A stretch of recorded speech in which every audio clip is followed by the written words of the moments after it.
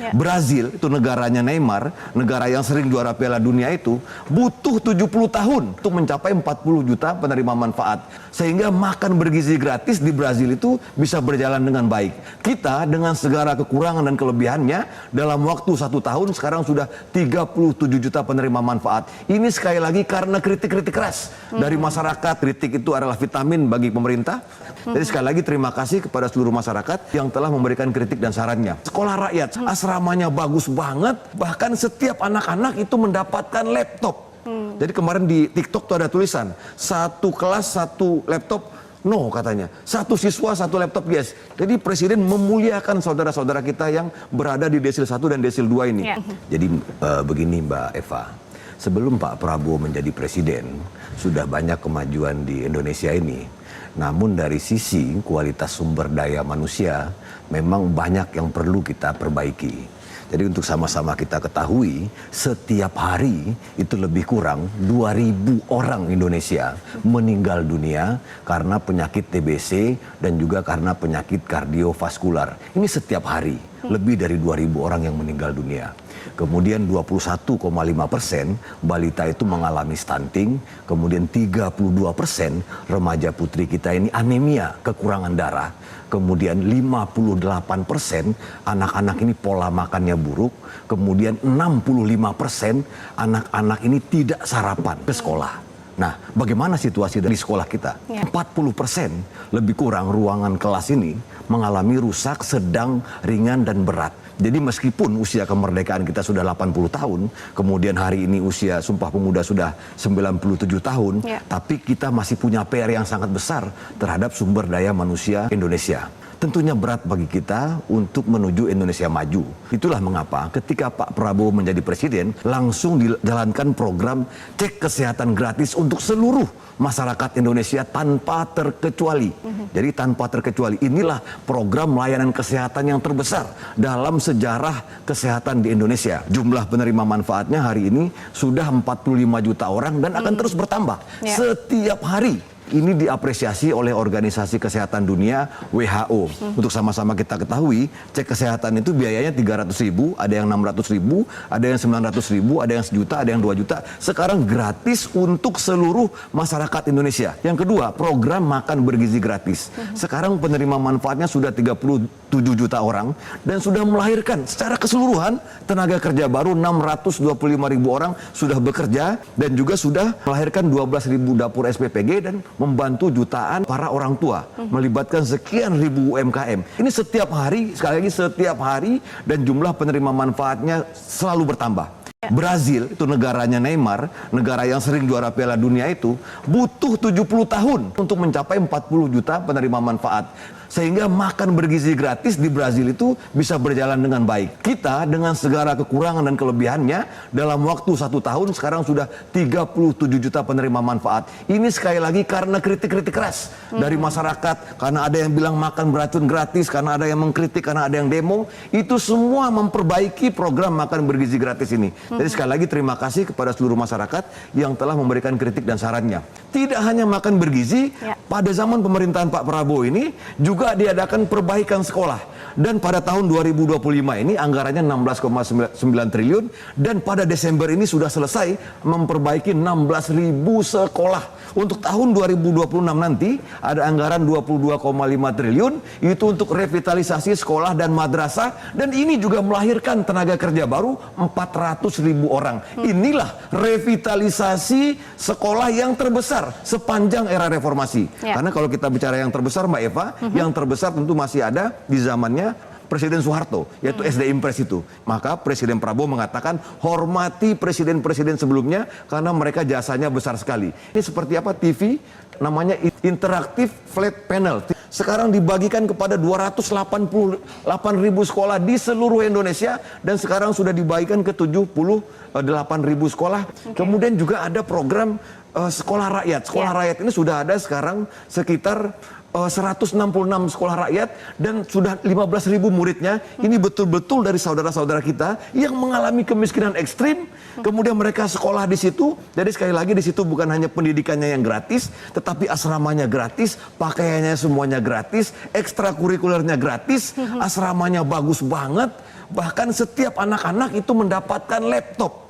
Jadi kemarin di TikTok tuh ada tulisan, satu kelas satu laptop, no katanya. Satu siswa satu laptop, yes. Jadi Presiden memuliakan saudara-saudara kita yang berada di Desil 1 dan Desil 2 ini. Kemudian juga ada program Sekolah Garuda. Pemerintah juga ingin sekali masyarakat ini terlindungi, terutama anak-anak ya, dari pornografi, dari judi online, dari narkoba. Makanya Presiden mengeluarkan peraturan yang melindungi anak-anak dari bahaya internet. Kemudian untuk anak-anak di perbatasan juga ada Perpres 81 tahun 2025. Ini tunjangan untuk dokter spesialis. Setiap dokter spesialis itu akan mendapatkan uang sebesar 30 juta lebih untuk melayani anak-anak kita di daerah perbatasan. Ada juga revitalisasi rumah sakit, peningkatan kapasitas rumah sakit sehingga ibu dan anak-anak ini mudah ke rumah sakit. Sekali lagi semuanya untuk 3 hal. Jadi Presiden kita Bapak Prabowo Subianto ingin anak-anak Indonesia itu, yang pertama, badannya harus sehat. Usianya harus panjang usia kita, ya, harus bisa sampai usia 91 sampai atau 100 tahun. Yang kedua, anak-anak Indonesia itu baik akhlaknya, kemudian cerdas otaknya. Kemudian yang ketiga, Presiden ingin anak-anak Indonesia ini betul-betul berpendapatan tinggi pada tahun 2045 nanti. Jadi selama 1 tahun ini kita betul-betul melihat seperti yang disampaikan oleh Kepala Badan Komunikasi Pemerintah, Mas Anggaraka Prabowo, Presiden Indonesia betul-betul menjadi presiden bagi seluruh masyarakat Indonesia. Dan kami berterima kasih. Salah satu prestasi masyarakat yang patut kita apresiasi di Hari Sumpah Pemuda ini adalah selama setahun ini tidak ada polarisasi, tidak ada cebong dan kampret. Tidak ada lagi masyarakat saling menghina, saling menjelek-jelekan. Kita betul-betul sudah menjadi satu kekuatan. Karena sebetulnya kita ini 1.340 suku bangsa yang sudah bersumpah pada tanggal 28 Oktober menjadi bangsa Indonesia. Inilah yang kita perjuangkan hari ini. Mudah-mudahan di Hari Sumpah Pemuda ini betul-betul menjadi batu loncatan. Sehingga di tahun 2025 ini fondasi sudah terbangun. Dan di tahun 2026 nanti betul-betul kita bisa melangkah lebih kencang lagi. Lebih dari 1 juta mahasiswa sudah mendapatkan KIP kuliah, kemudian 1,8 juta guru kita itu sudah mendapatkan tunjangan profesi guru. Untuk guru non-ASN itu mendapatkan kenaikan tunjangan profesi 2 juta rupiah, insentif untuk guru honorer naik menjadi 400.000 dan banyak lagi. Tapi sekali lagi ini yang terakhir saya sampaikan. Di tengah banyaknya yang sudah diberikan oleh Presiden ini, Presiden tetap merasa masih kurang yang diberikan kepada para guru ini, karena orang tua dari Presiden kita juga seorang guru. Yang selalu disampaikan oleh Presiden Prabowo adalah kita ingin menciptakan pemerintahan yang bersih. Oleh karena itu setiap anak muda jangan ragu-ragu kalau ada korupsi di daerahnya, kemudian ada mendapatkan kejanggalan disampaikan. Bahkan Presiden sudah membuat peraturan yang melindungi orang yang melaporkan kasus korupsi. Karena sekali lagi kita ingin negara kita ini benar-benar bersih.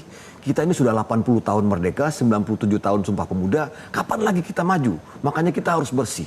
Itulah mengapa ketika pada hari pertama Presiden Prabowo menjadi presiden, beliau langsung menyampaikan tentang efisiensi anggaran.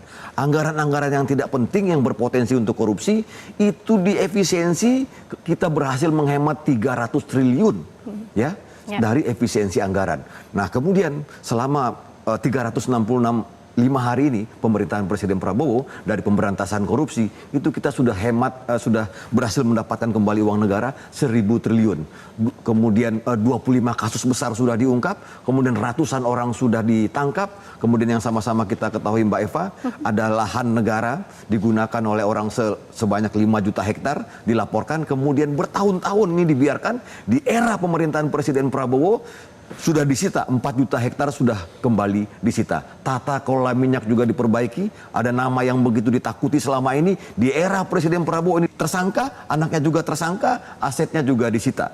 Kemudian untuk pertama kalinya dalam sejarah, Presiden menghapus tantiem. Tantiem ini apa nih bahasa gampangnya nih? Semacam pembagian hasil lah untuk para komisaris itu. Dan sekarang kita sudah hemat 8 triliun. Jadi sekali lagi pesan utama dari Presiden kita Bapak Prabowo Subianto adalah anak-anak muda jangan sekali-kali korupsi, jangan sekali-kali merugikan masyarakat. Karena kalau kita korupsi, ini misalnya ya, Presiden selalu, mengapa Presiden Prabowo selalu mengatakan kalau uang korupsi ini digunakan untuk sekolah, itu terus yang disampaikan oleh Presiden. Kalau ini digunakan untuk perbaikan sekolah, maka berapa yang bisa kita perbaiki? Ini misalnya, di tahun 2025, 16,9 triliun, itu bisa memperbaiki 16.000 sekolah. Hari ini kalau ada orang korupsi, merugikan negara 20 triliun, 300 triliun. Artinya dia sudah jahat, terhadap ribuan anak-anak Indonesia yang seharusnya mendapatkan fasilitas pendidikan yang baik, ruang kelas yang baik, toilet yang baik. Jadi sekali lagi, semangat utama dari Sumpah Pemuda ini, ayolah kita sudah 97 tahun, mari kita saling mengingatkan, jangan ada lagi korupsi, karena jujur saja, sebelum Pak Prabowo menjadi presiden, dari tahun 2004 sampai tahun 2024, selama 20 tahun itu, KPK saja sudah menangani 1.809 kasus korupsi. Ya, jadi saya bukan ahli pemberantasan korupsi, tapi ada doktor, ada profesor yang mengatakan di zaman Orde Baru korupsi itu agak terpusat. Tetapi selama era reformasi terjadi pemerataan korupsi di sekolah, di desa, di kota, di kabupaten, semuanya ada korupsi. Ya, di gubernur, di pemerintahan semuanya ada korupsi. Bahkan kemarin ada anggota kabinet Merah Putih ketika melanggar aturan juga dilakukan tindakan yang tegas. Jadi sekali lagi jangan ragu-ragu untuk memberikan kritik dan saran, karena pemerintah juga perlu dikritik. Kritik itu adalah vitamin bagi pemerintah. Sementara kalau pujian-pujian itu sama aja kita kayak memberi bantal. Kita bisa tertidur. Sekali lagi banyak sekali kerugian kita akibat korupsi yang seharusnya uangnya bisa digunakan untuk cek kesehatan gratis, yang seharusnya bisa untuk perbaikan sekolah, bisa untuk beasiswa. Terima kasih. Bahkan ada statement Presiden juga menyatakan bahwa uang sitaan hasil koruptor bisa untuk pendidikan ya, untuk beasiswa ya.